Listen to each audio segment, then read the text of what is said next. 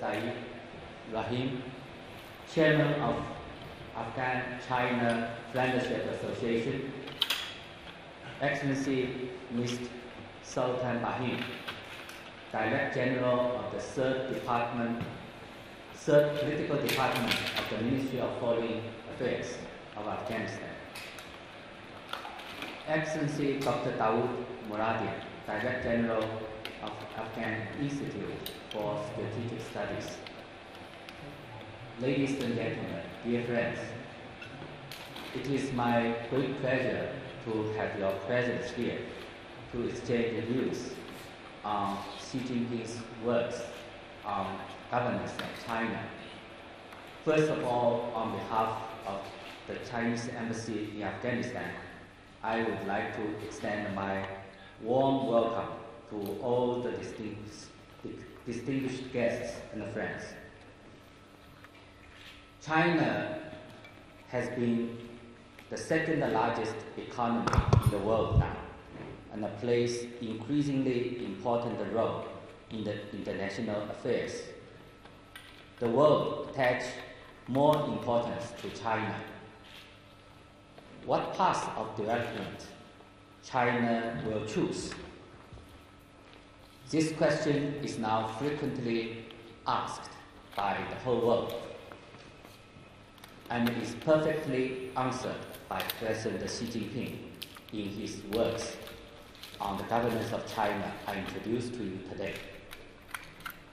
The book includes President Xi's speeches, talks, interviews, instructions, and correspondence from November 15, 2012 to June 13, 2014, for a total of 79 articles across 18 chapters, in which President Xi has offered his thoughts, views, and judgments, and answered a series of important theoretical and practical questions about the party and the country in the changing times.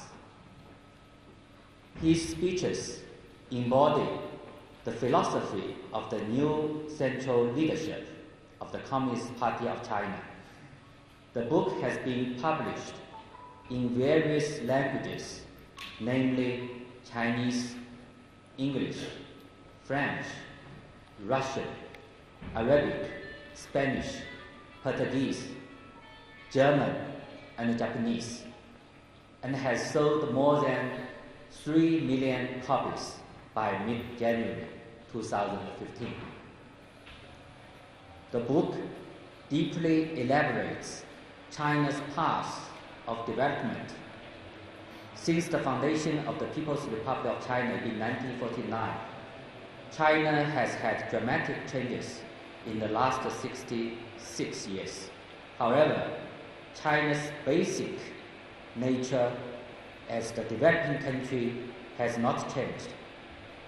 China remains in the primary stage of socialism, which will continue to be China's reality for quite a long time.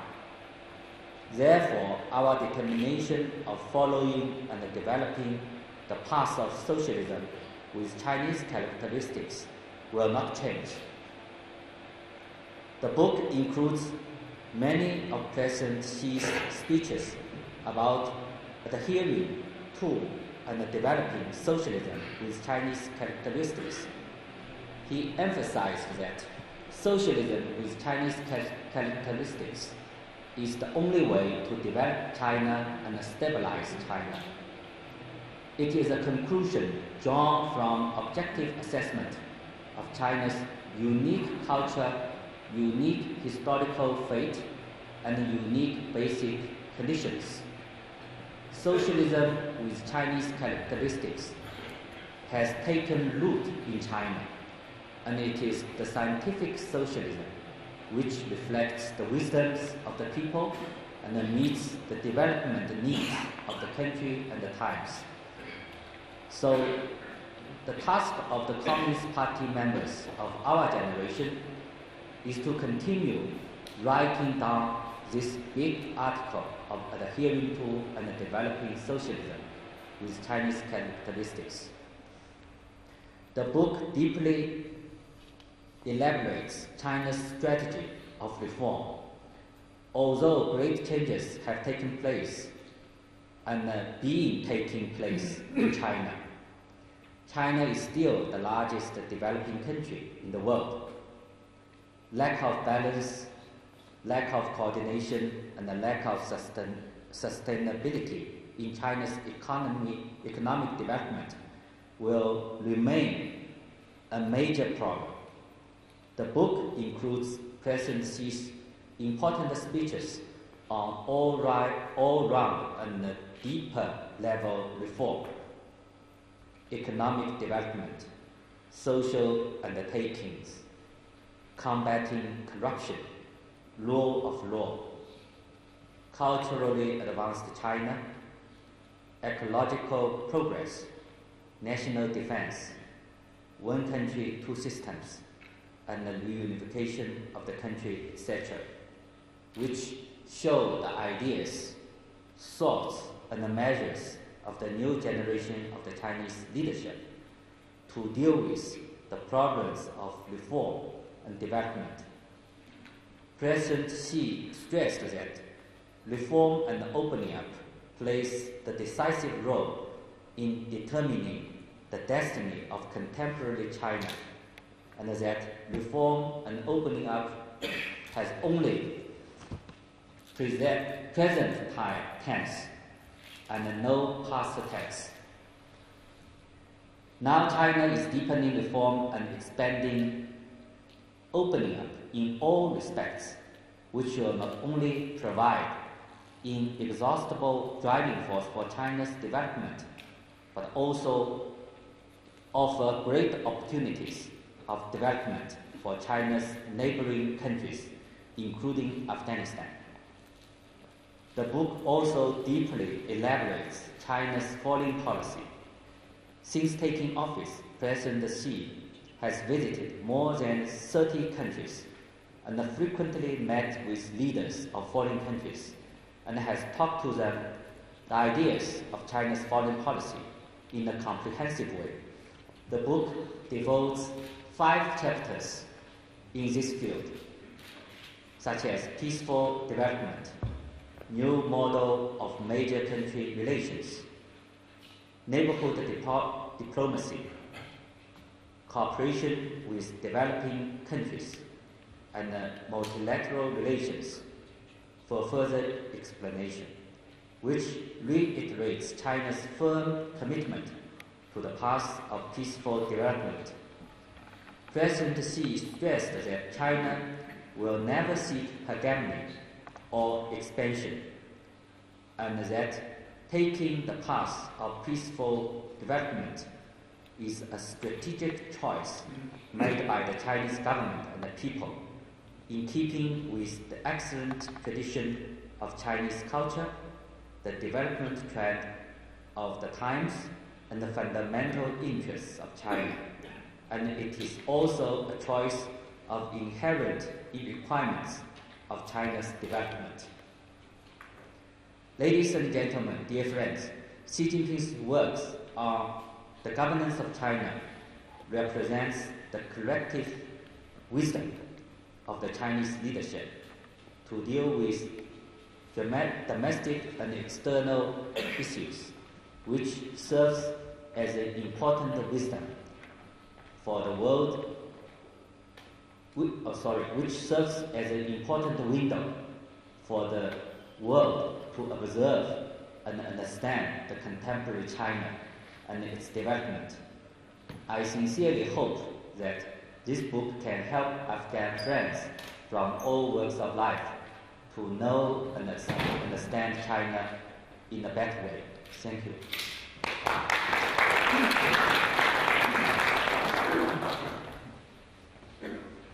For the world speech, now I will give floor to His Excellency Dr. Saeed Rabin, Chairman of Afghanistan and China Friendship Association.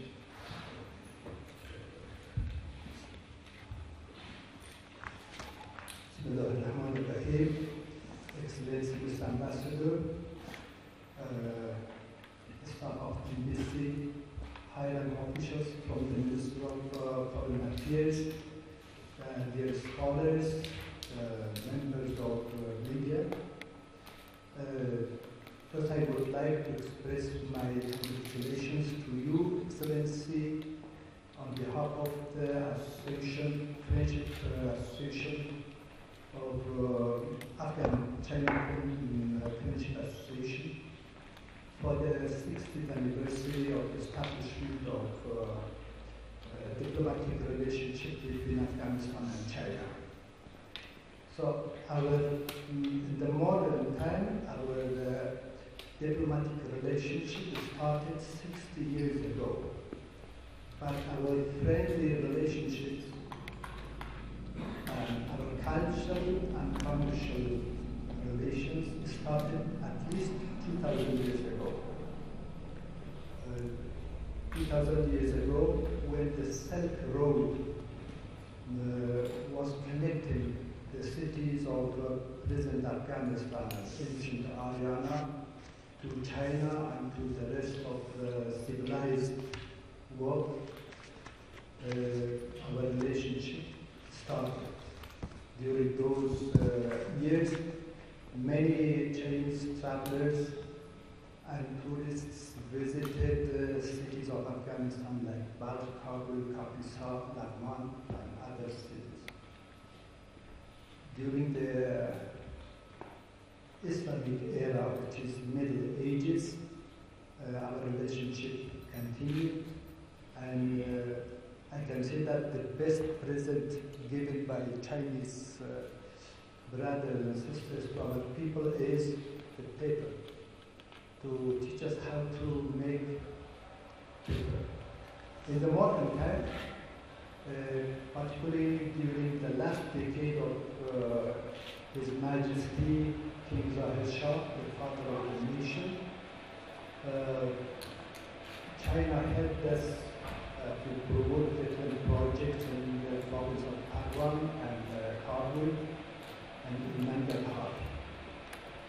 And it was in those years that Prime Minister Chu Enlai came to Kabul and His Majesty the King Zahir Shah visited China, and our relationship started a new chapter of friendship.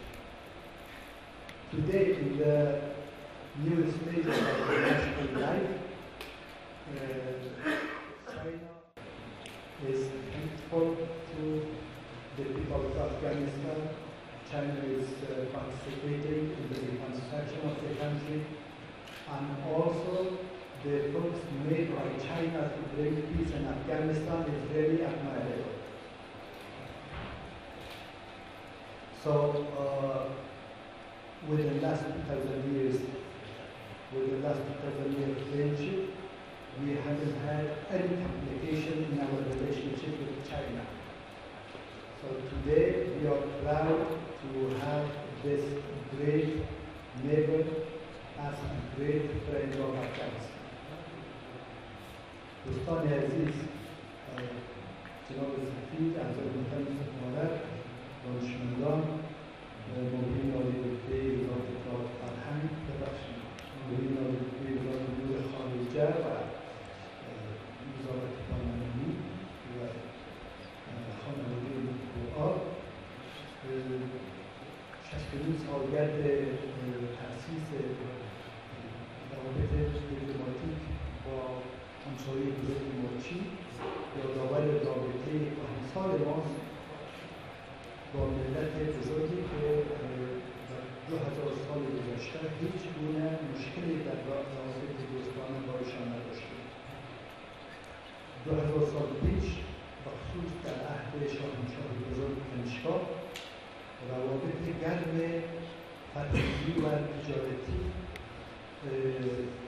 جایگاهی خود طوری بین ملت باز کرد که دادوستدهای فرهنگی همانند دادوستدهای تجارتی تانست که این دو ملت به اوج رفاه اقتصادی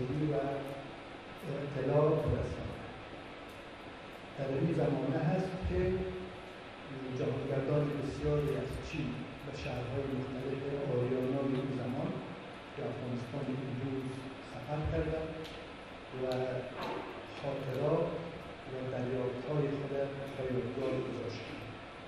در این زمان است که ظاهر روشن شهرهای مختلف ما با چین و با سایر نقاط متمدن جهانی می‌آورد و فرهنگ و هنر چین جایگاه خود در سرزمین ما پیدا می‌کند و همچنان فضلا و دانشمندان چین با مقاصد فرهنگی ملت ما آشنا می‌شوند.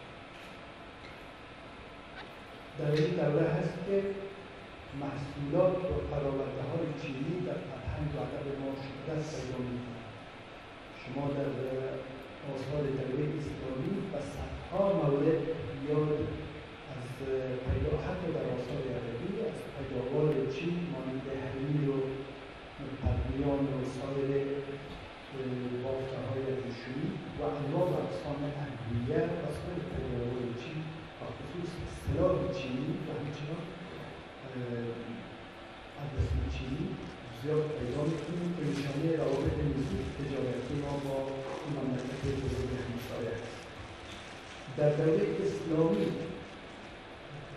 افغانستان یا خراسان زمان باز هم روابط با چین داشت. از جمله بیشتر هم در سفیر کلی گفتیم که حدی ملت چین بود و ملت ما صنعت کاغذسازی بود که کارگاه‌های کاغذسازی با وسیله کارگران چینی در بلخ و همچنین در سمرقند برپا شد. در این زمان غرب هنوز کاغذ نمی‌شناخت و با برگ درخت پاپیروس می‌نوشتند و بعداً این صنعت کاغذسازی از سرزمین ما به وسیله خانواده برمکی و دمشق رفت و دمشق و بغداد پایتخت خلافت عباسی راه یافت و باز از دمشق از طریق شامات که دمشق پایتختش بود پایتخت خلافت اموی و اروپا راه یافت و اروپا در واقع با کاغذ بمنی امروزی از زمان آشنا شد. در دوره اسلامی همچنان رفت آمدهای دادوستدهای بین دو مملکت وجود داشت. به زمانی که شاه میرزا که هرات پایتخت سرزمین ما بود نمایندگان سیاسی چین از هرات بازدید کردند. در عهد شاهنشاه کبیر افغانستان احمدشاه درانی هیئتی از طرف دربار قندهار آزمون چین شد. در زمان امیر شیر خان هدایا و تحفه‌های بین کابل و چین تبادله شد. در سال 1922 در زمان شاه محمد غازی شخص به نام محمد شریف خان موظف شد تا زمینه احداث جاده بین چین و افغانستان بررسی کند و در تحقیق دموکراسی این روابط مخصوصاً با سفر اعلیحضرت فقید بابای ملت و سفر چینایی به کابل استحکام بیشتر یافت و بعداً در مرحله نوین حیات ملی مردم افغانستان یعنی بعد از 2001 همسایه بزرگ ما چین به عنوان دومین قدرت اقتصادی جهان در کنار ملت ما ایستاد و در بازسازی و موارد مختلف یار و مددگار ملت ما بوده و امروز هم کوشش‌های چین در راه اعاده صلح در افغانستان قابل تحسین است. من 69 سالگرد تأسیس روابط دیپلماتیک بین این دو مملکت جناب سفیر و ملت‌ها و حکومت‌های افغانستان افغانستان و چین تبریک عرض میکنم و امیدوار هستم که در آینده هم ملت بزرگ همسایه که هیچ وقت در طول 2000 سال ما پیچیدگی و مشکلی در رابطه باش نداشته همچنان در کنار ملت ما بایسته و از این حسن روابط ثمرات خوبی نصیب ملت ما شده و باز هم امیدوار هستیم که شود هر از این راه بری میرسد تازه تر از تازه تری میرسد.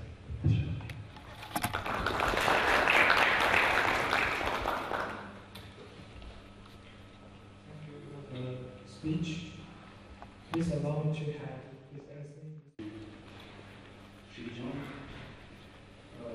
the Mob Professor Rahim, the Minister of Shiri, Ustad Habibi Raisa Khanbi Kabul, the Minister of Kisar, Professor Muradian, the Minister of Khaled, the Nadir Sultan, Dusti Grami Professor, Ustad Grami Majlisa, Hamkari Udus Usar, Salvador Khamisa, Hamid Isai دیگر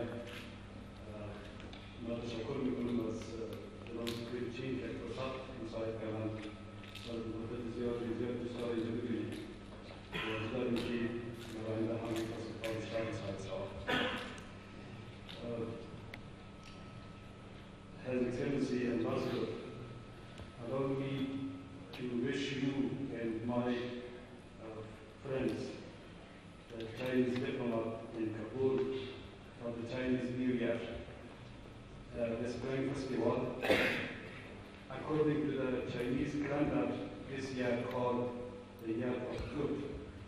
And greater than this, this is the Mood Good, which is only in 50 years it could be repeated. So, according to Chinese calendar, the good year is the year of friendship and prosperity. And also the 2015 is the 60 years of diplomatic relations between Afghanistan and China called the year of friendship of cooperation. I think with this coincidence of the two friendships in this year, we could work harder to promote further relations between Afghanistan and China. Ladies and gentlemen, in my opinion, we can divide the 60 years of the new China, the People's Republic of China, in 3 stages. The first one is started with the revolution of 1949, which implemented the idea of Chairman Mao. The second is the pragmatism of Deng Xiaoping, the announcement of reform in open policy. Developing of China, for the developing of China, he was following the policy of stability, development, and reform, parallel but consistently. He opened the door for foreign investment in China and also for the private sectors, and attracted a lot of investment in China from foreign countries. And actually, the 2008 Olympic Games in China surprised the world, the whole world, that even someone called this event as a awakening of the sleeping dragon. As a pragmatic leader, Deng Xiaoping said it's not important if the cat is black or white, but it's important to catch the mouse. The third stages, I believe, is the policy and wisdom of and pragmatism of Xi Jinping. The National Congress of China in 2012 made the roadmap for the Chinese dream and for the 60th century and also the 30th century.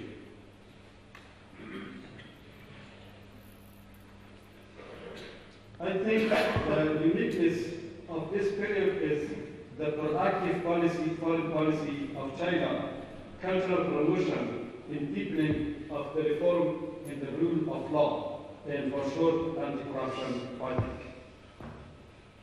In the international forum, China has more expressive voices.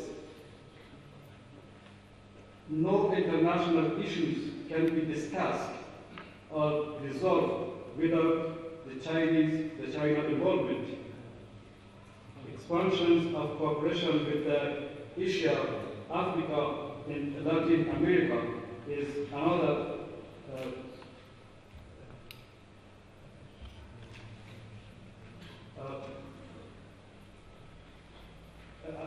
issue with the new era of Xi Jinping. The announcement of the ambitious project like the Silk Road Economic Belt, Maritime Silk Road, and Asian new security vision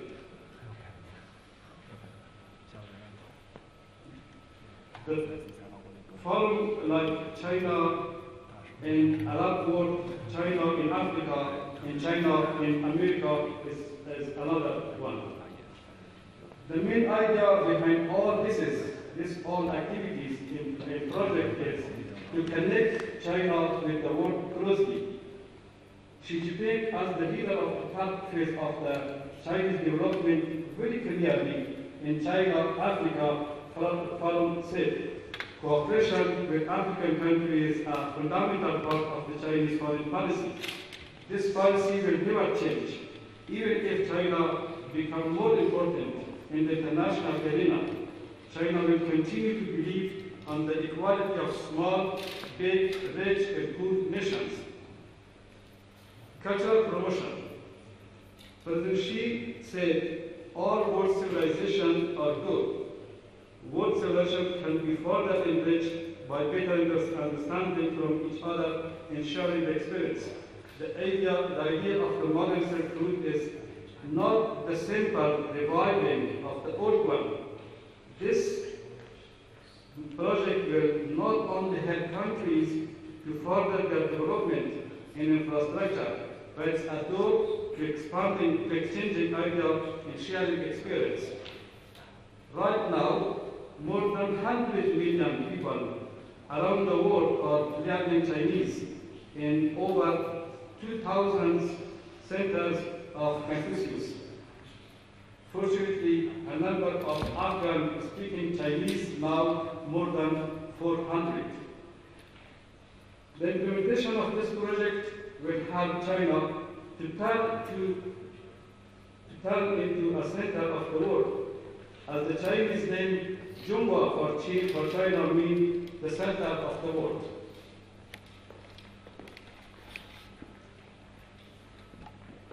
Deepening reform, rule of law, and balanced development. In the domestic policy, President Xi is focusing on the three areas. The gap in living standard should be reduced. Life in the rural area should be improved, and poverty should be eradicated. Development of backward area is the top priority for the current president. Improving the quality of the Chinese milk productions should be, the quality of the Chinese production should be improved. The balance in the trade, the target of annual growth level around 7.5% is the goal of the economic policy of the Chinese government. President Xi expanded the slogan of stability, development, and reform of Deng Xiaoping with the rule of law in the fight against corruption. With the simple life, productive foreign policy, cultural promotion, work discipline, with everyone, including his family member, committed to work in taking care of the people's lives, has won the heart of the Chinese people. His mom said, he always advised his family member against people misusing his name in authority, and if so, he will be ruthless toward such people. His policy for fighting corruption is worth prizing both internationally and domestically. For she is working toward the China's dream. He says China has entered the decisive phase of its drive to complete the building of moderately prosperous society in all respects. In fulfillment of this goal, represent a crucial step toward China's dream of national rejuvenation, and that will be translated in 2021, the century of the Communist Party, in 2049, the century of People's Republic of China. At the end, let me once again wish best for my Chinese friend for the Spring Festival. Thank you very much.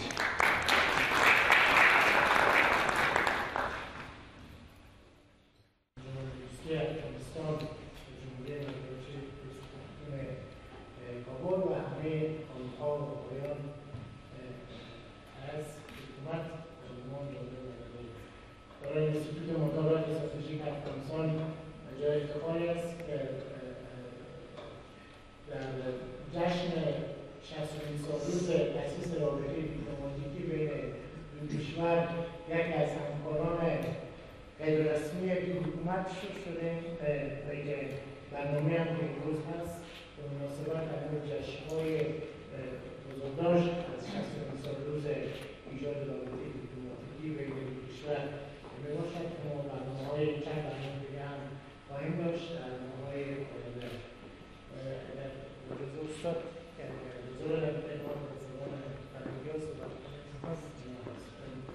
Good morning, ladies and gentlemen.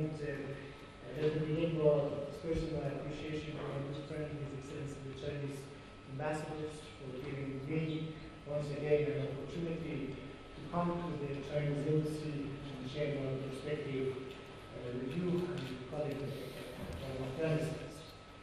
Ambassador Naheem mentioned that soon we will be celebrating the New Year and the Spring Festival. Yesterday around the world there was this celebration of Valentine's, which is a Western celebration. I also got to remind that there is going to be another, I would say that the original Valentine, which is an ancient Oriental celebration, that's Islam. Islam was an ancient Oriental celebration, 4,000 years old, and that celebration was devoted to women, and to celebrate womanhood years. And there is a theory that the Valentine celebration was inspired by the Islam celebration. So happy Valentine's for those who celebrated yesterday, and happy Islam. This we are going to celebrate next week.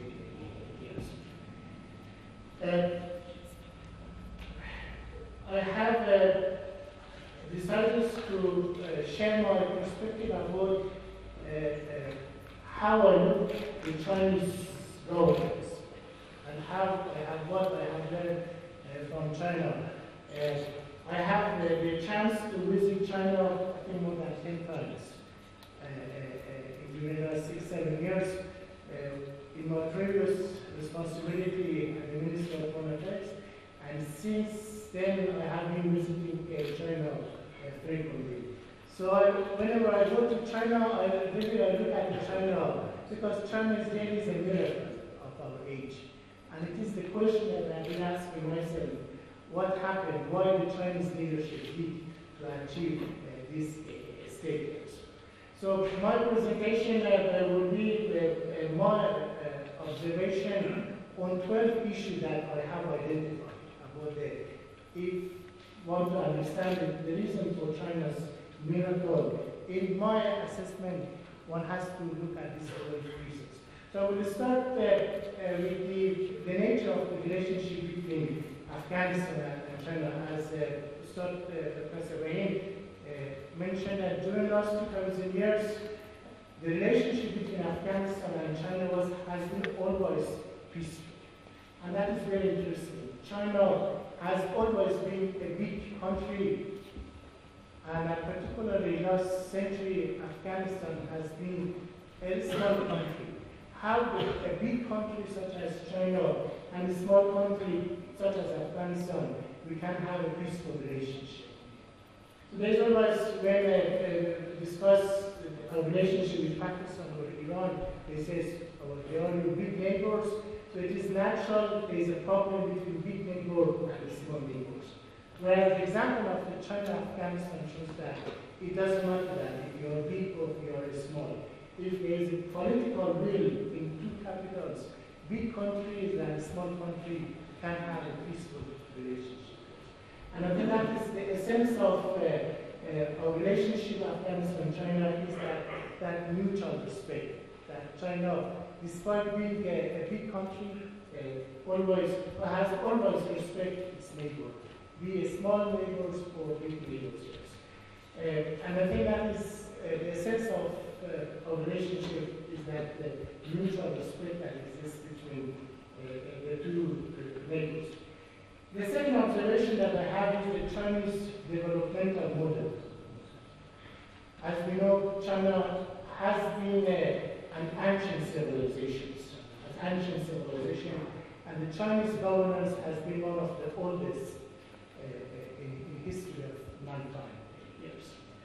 But what has, particularly the Chinese new leadership, the Chinese Communist Party, it is the ability to hybridize, the ability to synergize, the ancient system with the modern system.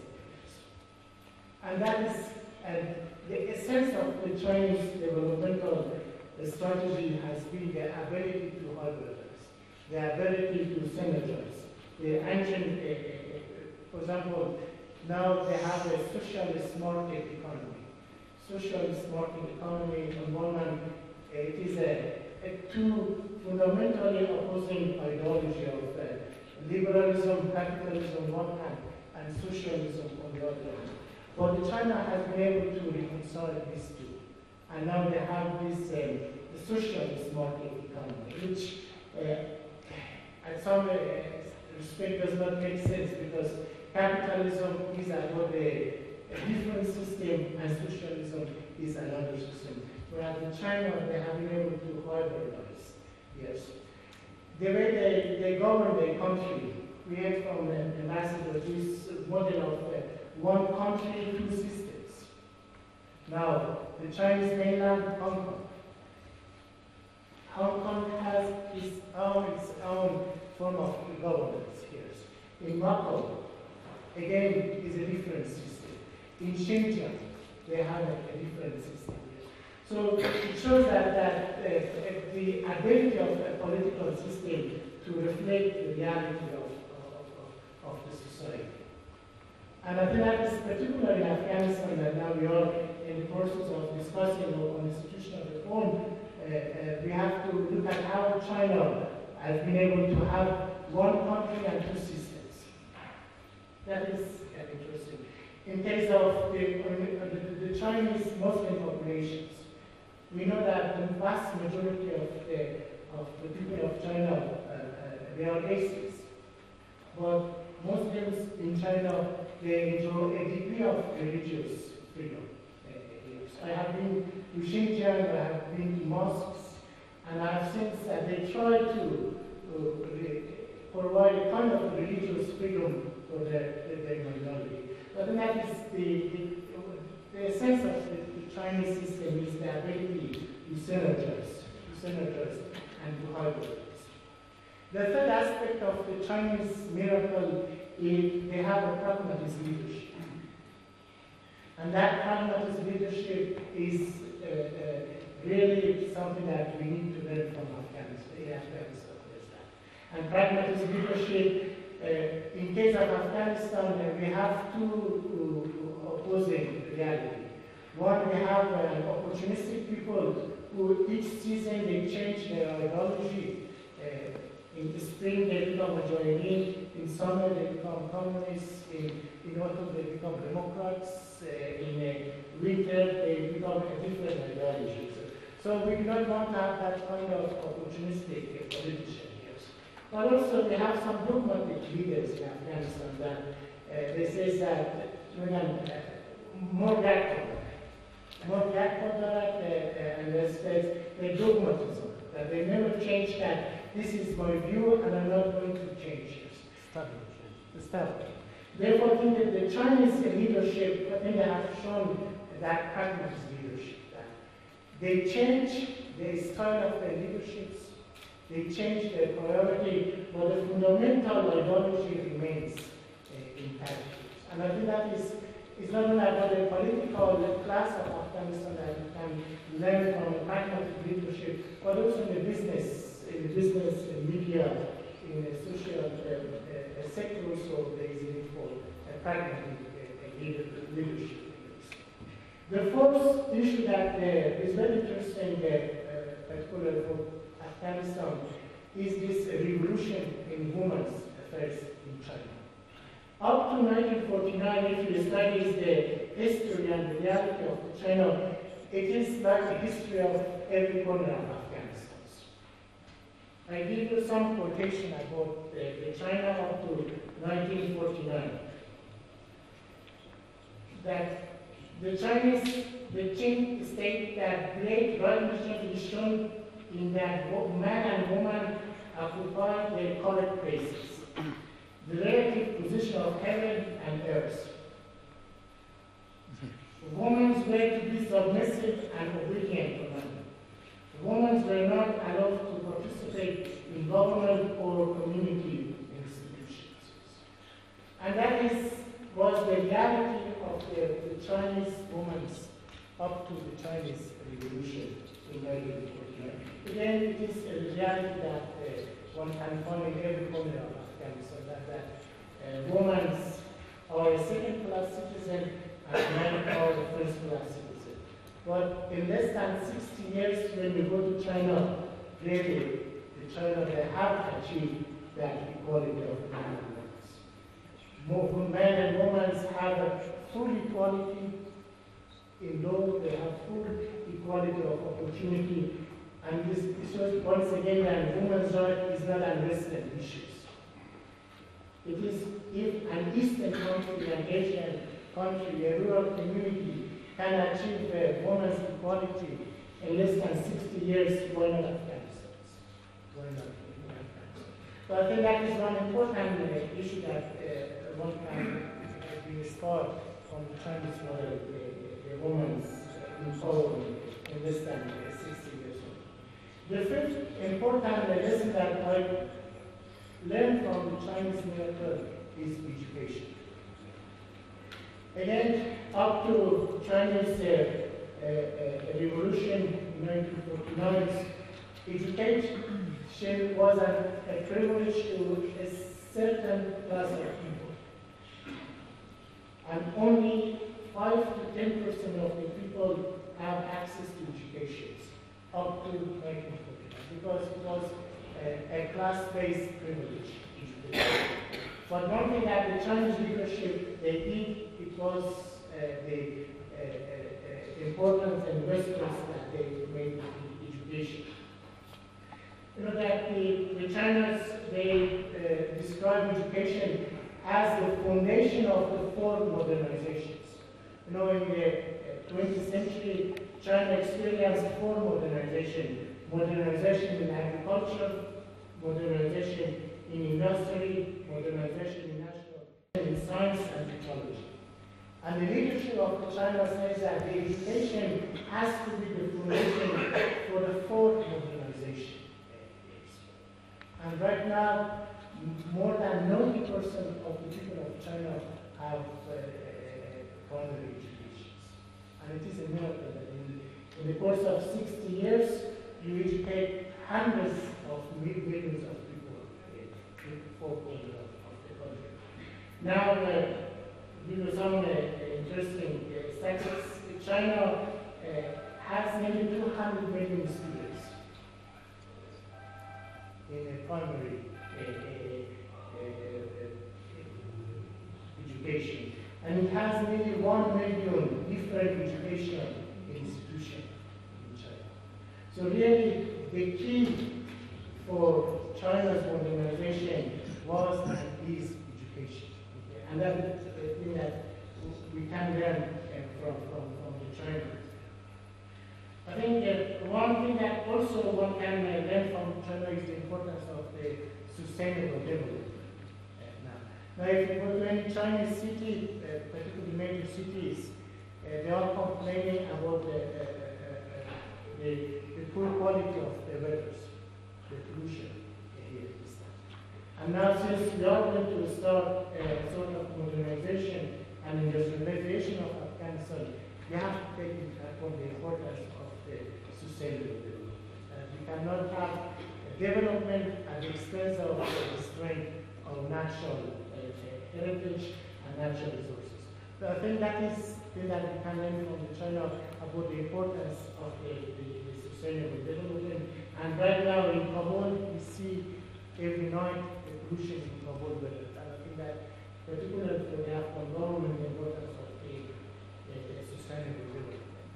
The seventh factors that are very interesting for me is the Chinese anti-corruption. I mean, of course, it is a common practice of all governments to speak about anti-corruption. But what the Chinese leadership is different is they mean it. And really, particularly the new Chinese leadership, they have a zero tolerance towards corruption. And they have started with big fishes. They target senior member of the political, they target senior ministers, they target members of the family of the contemporary official. So really, they have started with big fishes, not with the small fishes. And the test or commitment for anti-corruption is to touch big fishes, not the small fishes. And I think the Chinese leadership has shown that they're really serious about anti-corruption. The eighth element, which is very important for us, is the work ethic and the discipline. Really, the Chinese worker, the Chinese officers, they work diligently. They are very punctual. They have a lot of commitment to their work. I visit some factories in China. It is like a military base. The workers' commitment and discipline to work. That is amazing. Even I do not compare with government official or my organization that people come half an hour late. But the true work ethic of the Chinese workers is amazing. And that is, I think that is, we need to learn from China. Then the other important, the ninth factor that really for me is very interesting is the humbleness and the humility of the Chinese leadership. I read 4 chapters of this book, and it is interesting that the president of the world's second largest economy and one of the world's oldest civilization, they do not say we have achieved this, we have achieved that. به معنای واقعی ها مبنی قانعی هستند. یعنی برعکس ما که خیلی نافق هستیم. I have not seen any Chinese official that I met who described the greatness of the China. They always emphasize China's problem. I mean, we heard of the ambassador of China as example. He says about the lack of coordination in economic policy or economic theory. Yes. So whenever I met with the Chinese official, they were speaking about Chinese problem, Chinese challenge, not about Chinese greatness. And that is really for us is important. Rather than advertising our achievement, which is most of the time is not reflecting the today's reality, there is a need for humility, humbleness, and acceptance of the reality. And the 10th factor, which is for us is important, is this new initiative of President on the New Silk Road and Maritime New Silk Road, which is really has the potential to change the dynamic of this part of the world. Right now, our part of the world, Central Asia, South Asia, West Asia, we are not connected. It is much easier for us to to travel to Europe, to North America, rather than to travel to China or to Central Asia or to Pakistan. So I think this new Silk Road initiative can revolutionize the way business, the way security, and the way politics works in this important field. And the elements, factors that I think it is important, particularly in our relationship, is terrorism. Terrorism, I'm sure some of you are following the situation in part of China. During last year, China has suffered a number of terrorist attacks. And those terrorist attacks come from the same place, the same mindsets that threaten us Afghan every day. Now really, we are confronted with a threat that is originated in one place and is sustained and supported with one system and with mindset. Those airborne terrorists who go and kill civilians in Beijing, in Urumqi, they are the partner of those terrorists who are killing Afghans. Yes. Really, these terrorists, this common enemy, will bring us closer. Yes. And the 12 factors that I think is important for us and the subjects is the new Asian identity. I mean, interestingly, the Europeans, they have now developed a sense of continental identity. There is a layer of European identity in the European politics and European economy. Even among Africans, there is an element of African identity. African identity. In Latin America, there is an element of a continental identity. But what is missing in our continent is an element of Asian identity. And what does that mean? Can I, for example, me as an Afghan, describe myself as an Asian? Not really. Not really. And the same applies to a Japanese. Can a Japanese or a Chinese or Korean describe him or herself as an Asian? No really. And I think that is an area that now needs to be explored among all Asian countries and what does that mean to have an Asian identity. Once again, many times, Mr. Ambassadors, they honor for me to be associating with celebrating of the 6 years establishment of the diplomatic relationship. As you know, some of you may know, and as Ms. They also mentioned implicitly, the first diplomatic contact between Afghanistan and China happened 600 years ago during the Timuri dynasty in Herat, and someone is coming from Herat.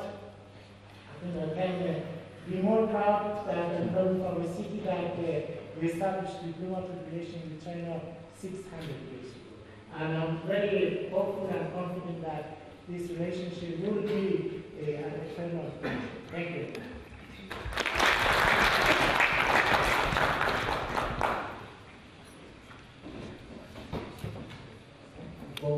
For the comments, now every guest and person is welcome to share the comments on this book.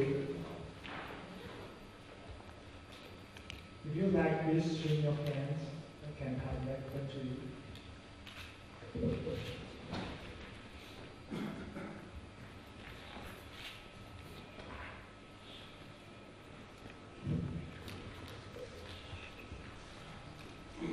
I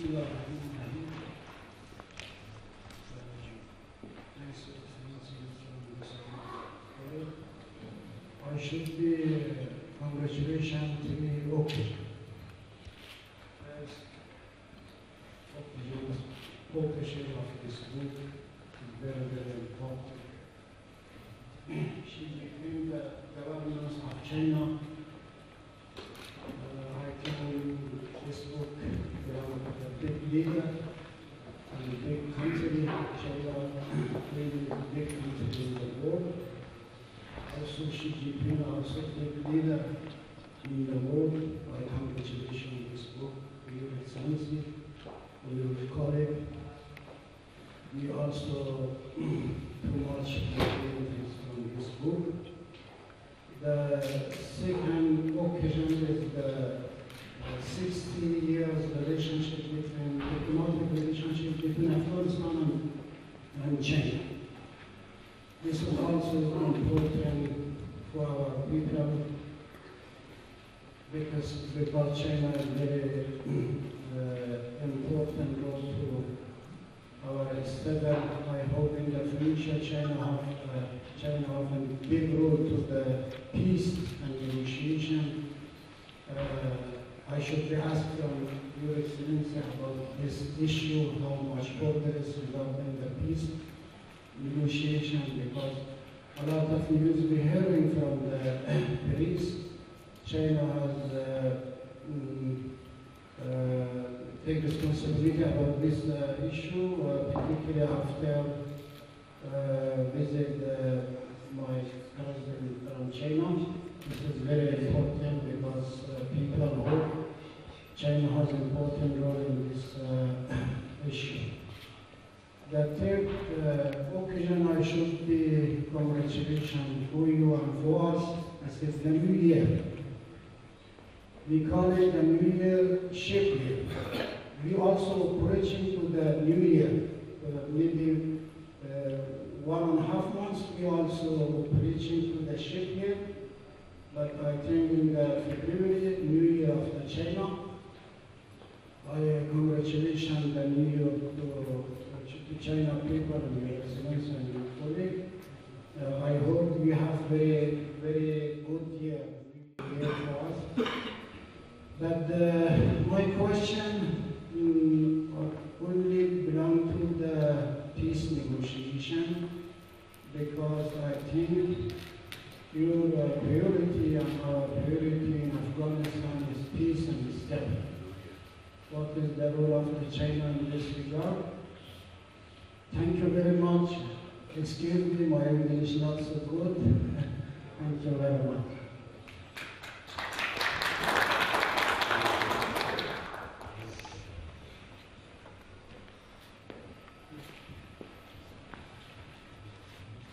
Unfortunately, I don't know English well because my first foreign language is Russian and second one English. I want to talk with you, no a letter, but in Persian, and I hope to my colleague will be translated. That's okay? جناب السفیر، اعضای هیئت محترم رئیسه جلسه، دوستان عزیز، فرهنگیان بزرگوار و عزیزان حاضر در مجلس،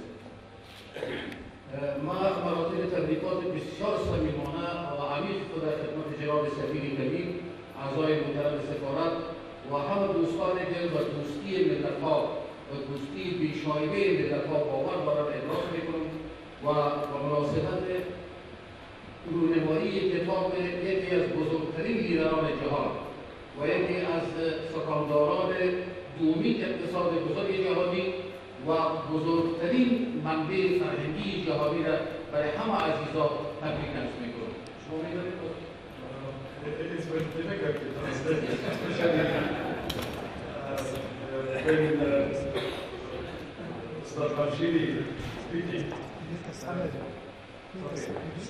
Your Excellency, Ambassador, dear colleagues, friends, on the occasion of the New Year, I want to congratulate you, and also I will congratulate you about the launching of the book, which was written by a leader of a great country, second economy of the world, and also the leader of very old civilization, Xi Jinping.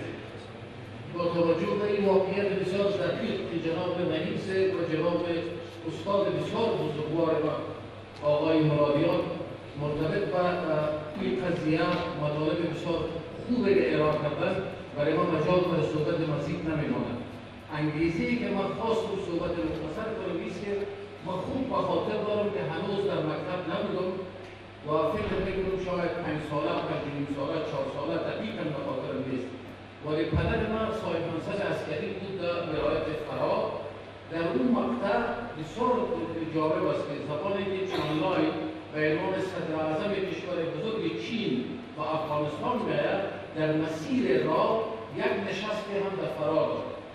و من 4 یا 5 سالگی به خاطر دارم که با پدرم در میدان هوایی رفتیم و اولین زعمایی را که در همون سن و در اون طفولیت ما همراهش دیدیم از نزدیک و خاطراتش در همون مقطع تاریخ افغانستان، در همون عقب ماندگی شهری شهر فرای ما و در همون حالت ما به خاطرم است و تا حال هم برای من نوع احساس خاصی رو بچه دیدار با جناب صدر اعظم وقت چین چولای است که برای ما بسیار جدی و خاطر انگیز بود. So Shri explaining on occasion, it was when he used to be only 5 years and living with his father in Farah, who was army officers. At that time, Premier Chen Lai visited Afghanistan, and he visited also the Farah province. And Shri says that still he remembered the feeling that he, the first time, as a child of 5 years old, he met a leader from neighbor country, as a leader of a great country of China, and still he remembered this special feeling with him. در تداوم خاطره دیگه که نسبت به شهروندان بزرگ چین دارم، مأموریتی داشتم در یک مقطع کوتاه با سفیر افغانستان در تاجیکستان و با سفیر چین. طی 3 سال کار واقعا خاطرات بدون مجامله و تعارف و یادماندگی و ماندگار است. The second memory from China is that during my tenure as ambassador of Afghanistan to Tajikistan, I had a very good relationship with the ambassador of China. It was really a hot relationship, a friendly relationship, a working relationship between me and the ambassador of China, and it's a good memory for me, the second memory from China. نام خونبین سفیر وقت چین برای من همیشه جاودان به ذهن خاطر شد. I will always remember the name of ambassador who was Khunbin, named Khunbin, and maybe ambassador didn't know him. با همین قسم زندگی و تحصیل در خارج در مسکو با دوستان چینی هرچند در اون مقطع نه چندان بسیار زیاد ولی تعداد اندکی که وجود داشت در جو سیاسی و ایدئولوژیکی همون وقت، اینا هم افراد بسیار باخاطر هستند از نظر کار دوستی و اعتقاد و اصالت انسان بدون هیچ ملاحظه عرضی دیگر. The third one is during my study in Moscow, there was also students from China, and he characterized a human with human characters, and even by that time there was a ideological issue hot, but we had a good relation with the Chinese students. گفتاری‌ها بسیار زیاد و وقت بسیار ناکافی. یک بار دیگر تکرار احترام میکنم برای سفیر، برای دوستان عزیز سفارت و به مردم بزرگ چین و به دوستی صمیمانه فی مابین افغانستان کشور ما، کشور محبوب ما و چین کشور بزرگ همسایه ما. مجددا تبریک عرض میکنم برای همه عزیزان و خصوص جناب سفیر کبیر. تشکر. I pay my respect to the ambassador and also to the friendship between Afghanistan and China and to all friends here. Thank you very much. Not a good translator. Perfect.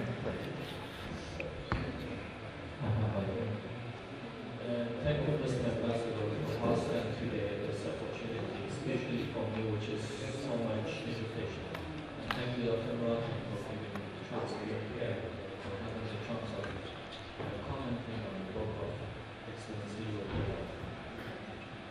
Despite I haven't read yet the book and I haven't found the opportunity to find it very close a couple, and I will read that very soon. But I think one of the main things which is missing is the future of freedom in China. I hope, if I might be wrong, please correct me, Mr. Ambassador, and give me more information. Secondly, I'm going back to what being mentioned by Dr. Brodian here. One of the main things which we are missing, or at least I'm thinking, as an Afghan, as a representative of the young generation in Afghanistan, is describing of a continental identification for the region. Considering the fact of the threats and the problem and challenge which are facing to our continent, especially Asia, and you and I. One of our desire is in the future that the China Republic should move a little bit toward a proactive diplomacy in our region and to say goodbye to the neglectful policy and foreign policy, especially toward the challenges and the threats which exist in our region. We do see a common threat which is radicalization, and today is, I think, a best chance not for Afghanistan but also for the world, especially for the China, the second biggest economy of the world, to take the initiative and come together and collect other countries and stand against the process which has been started, and it is against the development and the development of human beings. Thank you, sir.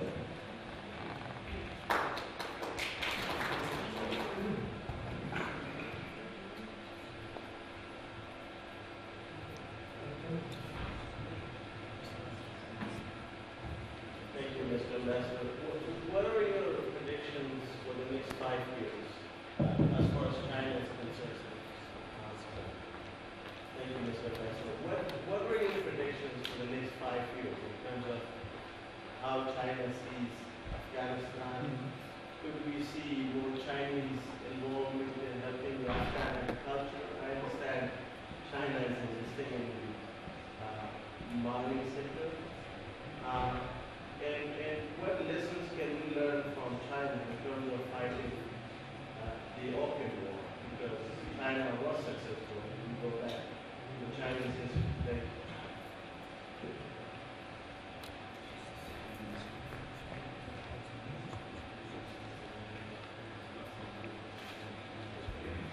The information of His Excellency Chinese Ambassador to Afghanistan.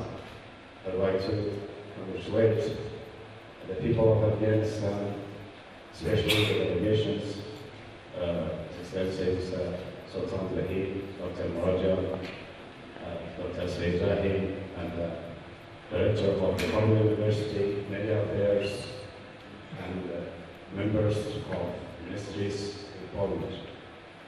Well, I think we have been looking always to find such a neighbor who can be the first powerful in terms of economy, in terms of population. So we're still lucky that we have China, a very close neighbor, and I hope Xi Jinping's book, which is named The Governance of China. In fact, I was looking after this in internet to find what exactly it is. I've heard it a lot, so I'm very lucky to have this book in my hand. Thank you very much.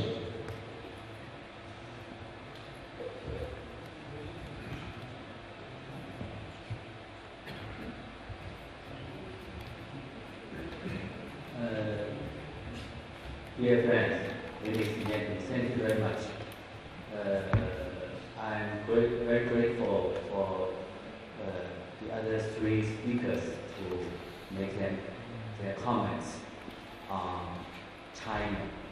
And particularly, I very interested in Moradian's 10 or 11 comparison between China and Afghanistan. It's really quite helpful for us to know China and know Afghanistan better. As you all know that Afghanistan is a close neighbor of China. The two countries are physically connected, so we always regard Afghanistan important neighbor. The peace and the stability of Afghanistan very important to that of China, especially to the southern part of China. If Afghanistan enjoy peace and stability, China will benefit.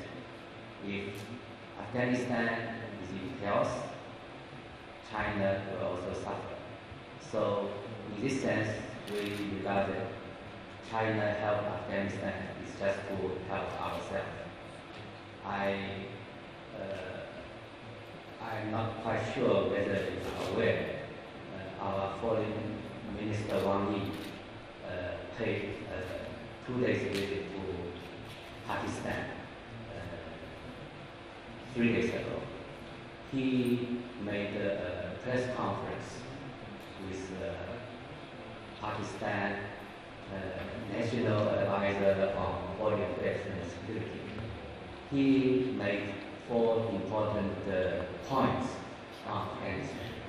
I think that will be Chinese government position on Afghanistan right now. He told the audience that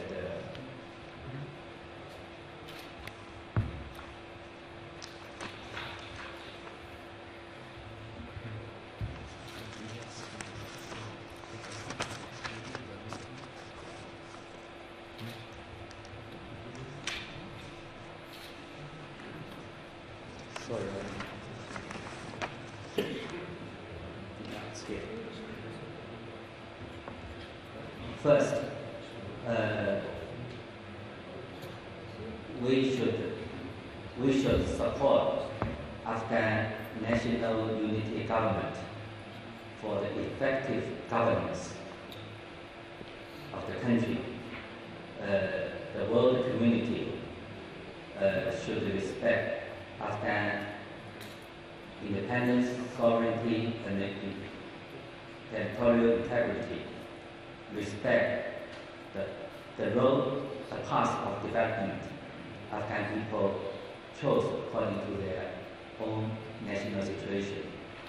Second, we must support Afghan government to realize reconciliation with all political parties, including Taliban. If the parties of Afghanistan need it, China is ready to provide necessary facilities for the peace and the reconciliation process. Third, we must support Afghanistan for economic and social reconstruction. We think that to solve Afghan issue, reconciliation is the key. Reconstruction is the basis. China will implement all the promises the Chinese government made for the reconstruction of Afghanistan. 4, we support Afghanistan to engage in the regional cooperation. We hope that Afghanistan can actively participate in the Silk Road economic belt proposed by China. We hope that together with neighboring countries, we can all join hands to realize the common development and to get win-win result. And also, Foreign Minister Wang expressed that Pakistan is the close neighbor of Afghanistan, and it has natural tie with Afghanistan in terms of history, culture, and religion. So in the settlement of Afghanistan, Pakistan has always has the irreplaceable role and influence in this issue. We are ready to, both China and Afghanistan are ready to cooperate with Afghanistan, to cooperate and make unremitting efforts with the world community to realize the peace of Afghanistan. These are the comments by our foreign minister. So you all know that China, Afghanistan, as mentioned by Honorable Rahim and Mahdi, we enjoy friendship and cooperation for more than 2,000 years. And with China's policy to support and help Afghanistan as a close neighbor. So our efforts will not be reduced, and our policy will not be changed.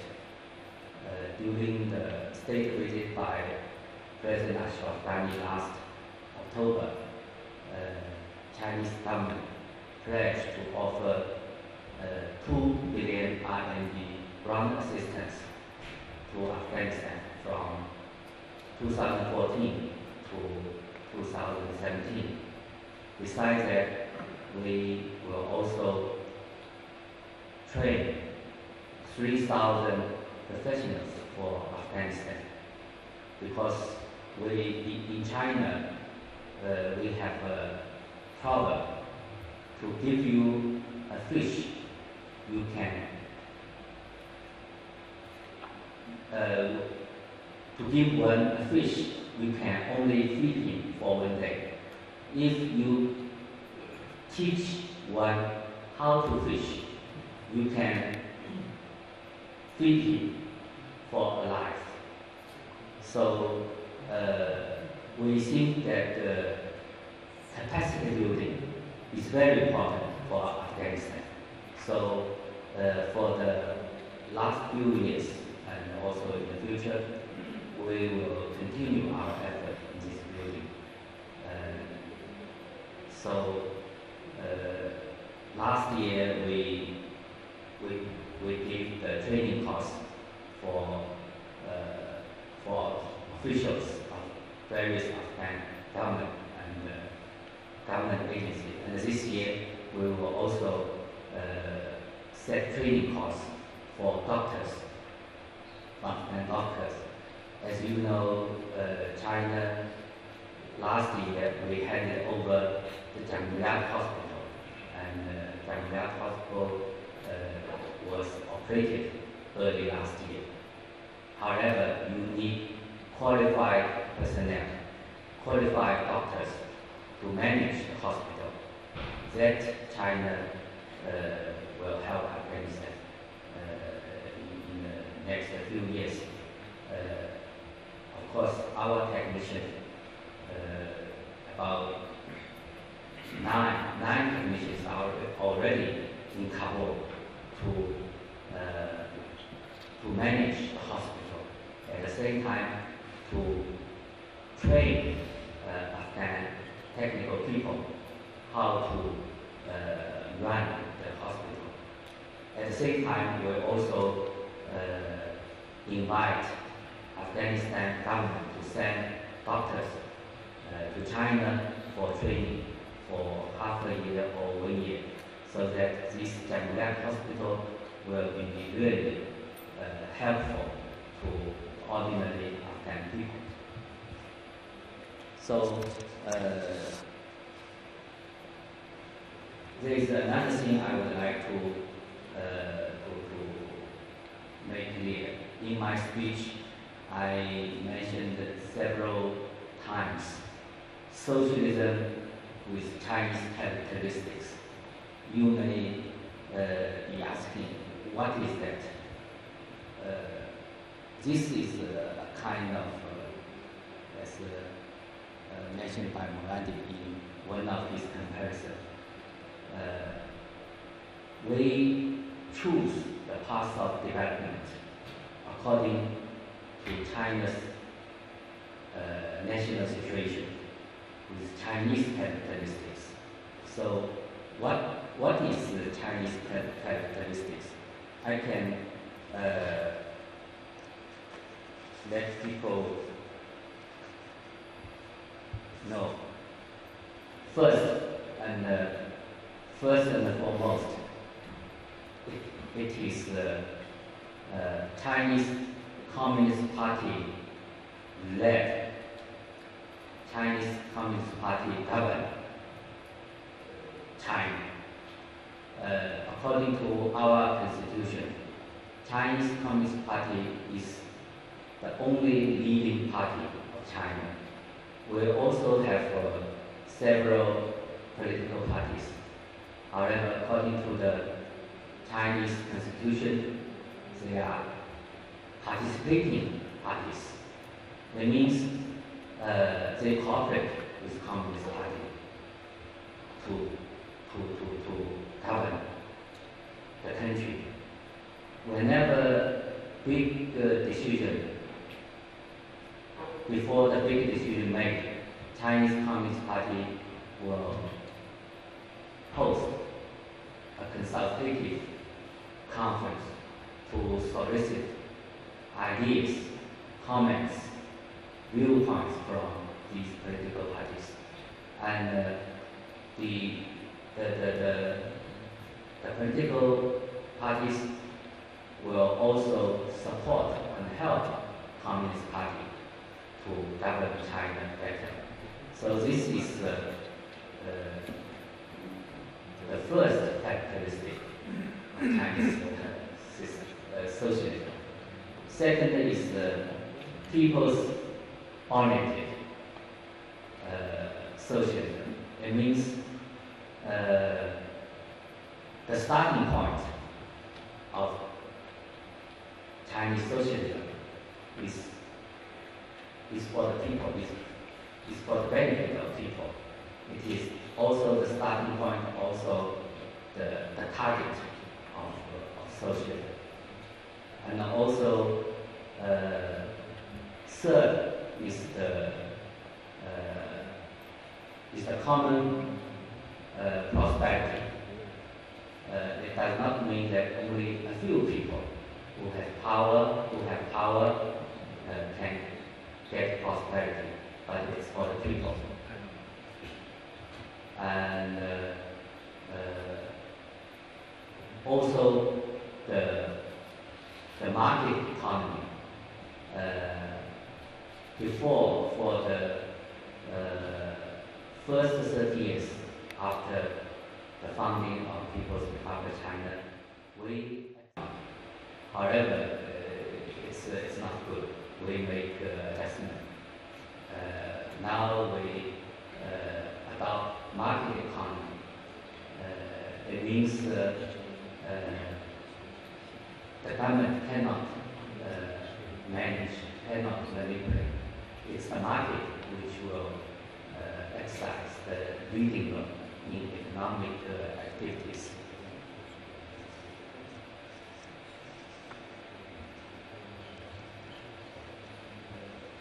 And also, the fourth characteristic is China's culture. You all know that we have a long history. It has 5,000 years long of the culture. It's a great heritage for us. So we hope to develop this culture. We can get nutrition from this culture. And last but not least is the democratic politics. It means the power comes from people. and we have to be supervised by the people.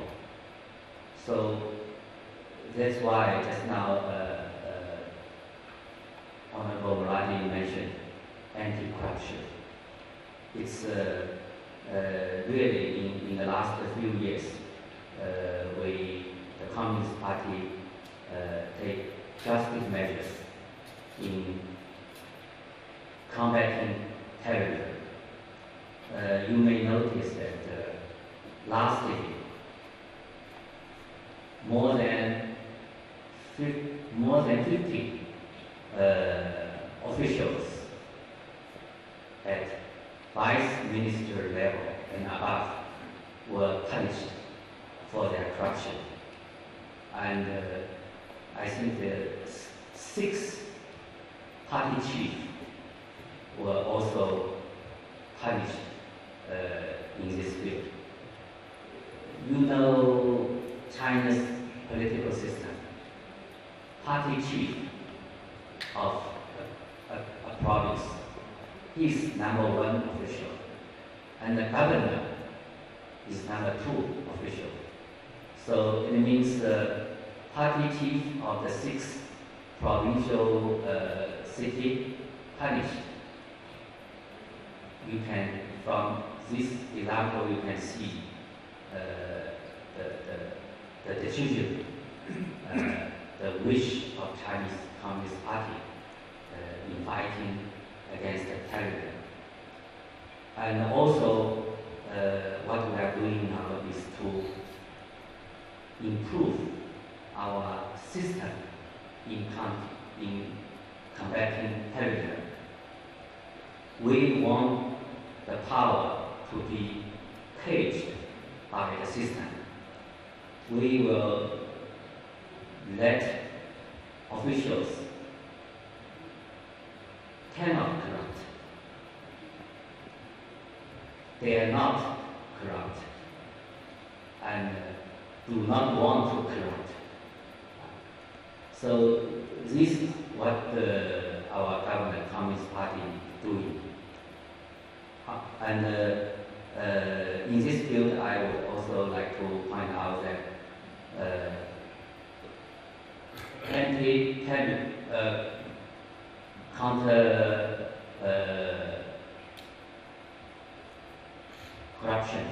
combating corruption is not a movement, nor a kind of campaign. If it's a movement, it's a campaign, it means there's the starting point, and also it will finish at some point. The combating corruption is always on the way. So this also one of the important characteristics of Chinese socialism. Thank you. Okay, last comments? This is not this. That's a lot of benefit is about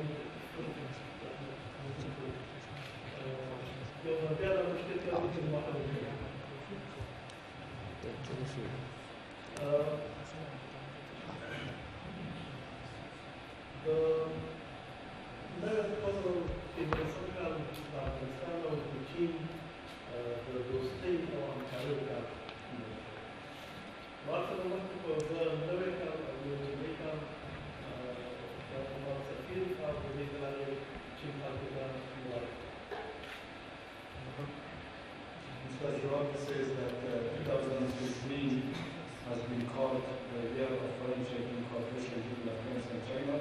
On this occasion, I want to congratulate the ambassador, colleagues here, and also the people of China.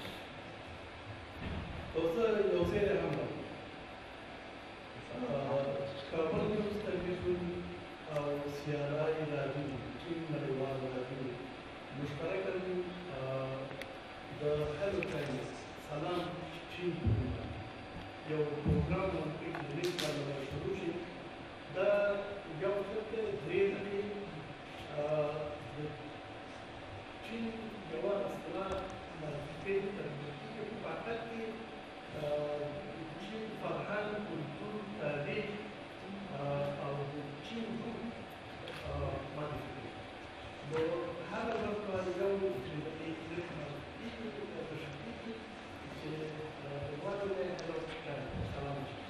Together jointly with the CRI China Radio International, our video, our TV or video? Our TV starting a new program on the media. I don't know, it's our New Year, yes? It's our New Year in March 21st. It's called Nihao China, and it will describe some characters, some cultural aspect of the Chinese to Afghan address. Today, program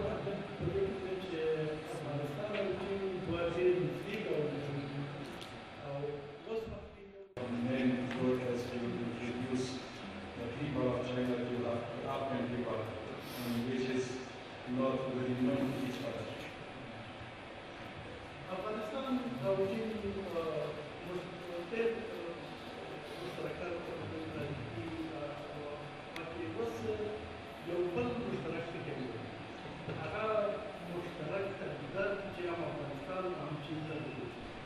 There are a lot of commonalities and similarities between Afghanistan, but nowadays there is a new one. It's the threat of the terrorism to both nations.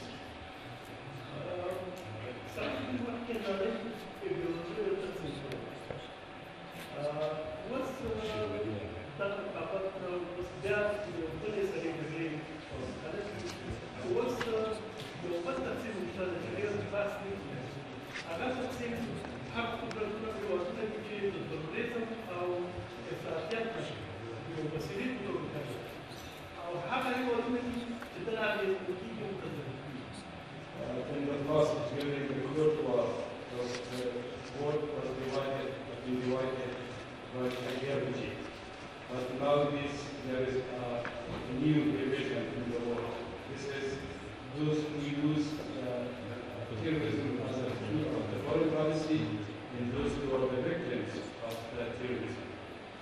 Afghanistan بدأت يعملوا قوانين أو شيء أو يشتغلون قوانين متزايد. لو تكتب أفغانستان بعد الوقت تكتب أفغانستان وشيء سردين شيء غير أفغانستان. Afghanistan is the main victim of terrorism, but also the Chinese in some parts. But also the China and some other countries are suffering from terrorism. So this means that we should work together very closely against this threat. Given the Hello China program, whatever compared to the Afghanistan of Jin or one side in Jin Hope this new program called Hello Afghanistan, Hello China, or Nihao China, it's working in this regard. Thank you very much. Thank you everyone. Now the official procedure is concluded now. We have prepared a lot of potential challenges for you. Please enjoy.